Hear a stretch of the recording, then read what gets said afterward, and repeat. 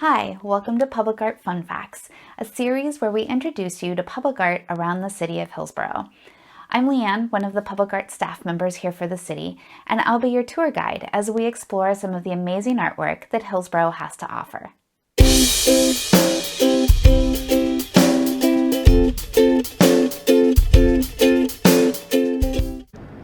Today I'd like to introduce you to a lesser-known public art piece here in the city. It's actually one of my favorites because it encourages interaction. On the south side of the Hillsboro Civic Center, just outside of Hart Theater, there's a collection of glass mosaics scattered around the mini plaza. At first, these might seem like they're just random designs, but what they actually are is a collection of traditional kids' games from around the world. In fact, these mosaics are called kids' games for that very reason. The artist Linda Haworth designed these mosaics as a way to encourage discussion about family, group interaction, and healthy play. They're really easy to figure out. We actually have instructions on the side of the Hart building, and a couple of the mosaics have multiple games that you can play on them. In order to play, you only need a couple of things.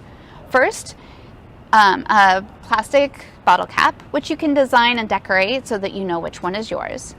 Then you'll need some coins and some paper.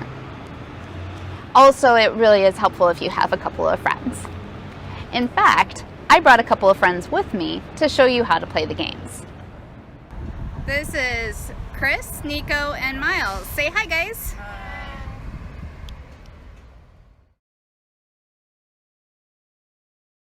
The first game the guys are going to play is called Skillsies.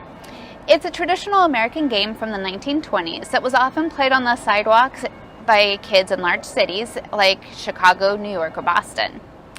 You need just a bottle cap to play and at least 2 players. The object of the game is to be the last person on the board. The board has 9 numbered squares. The red section around the 9 is called poison. If you land in poison, you lose 3 turns, unless someone hits you out or you land on one of the diagonal lines. The game starts right here behind the number 2. You're aiming to shoot your bottle cap over to the 1. Once you land in there, you try to get your cap into the number 2 square and keep going up until you've hit 9. If you land in the number box you're aiming for, you get to take another turn right away. If you don't, it's the next person's turn. If you hit another person's cap, you can immediately pick up your own cap, put it in the box you were aiming for, and take another turn. Once you reach number 9, start going through the numbers backwards until you reach 1 again.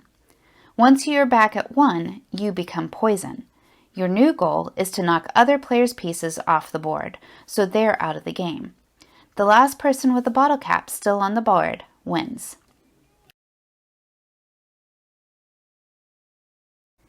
The next game mosaic I want to show you is for a game called El Caracol.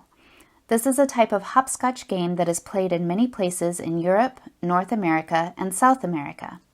The object of the game is to be the person who owns the most squares. To play this game, each player needs a small object like a stone, coin, or bottle cap, and small paper strips to write your name on. To start playing, the first player will toss their object into the first square and hop on 1 foot into it. You then pick up your object, toss it into the next square, and keep going until you reach the center. When you reach the center, turn around and repeat the process until you get back to the outside of the spiral. Once you've made it to the center and back, you can pick any square and leave a paper with your name on it. You are now the only person who can hop into that square. Everybody else has to hop over. The game is over when so many spaces are owned that no one can hop into the center space. This may sound like an easy concept at first, but there's a couple of rules that you have to keep in mind. First, you can only stand on 2 feet on the brown sections here and here. For everywhere else, you can only stand on 1 foot. Second, if your bottle cap or rock misses the square that you're aiming for or hits a line, you immediately lose a turn. If you like the idea of this game, there's a couple of other games from Mozambique and Cambodia that you can play on this mosaic as well. The instructions are on the side of Hart Theater, so come check them out.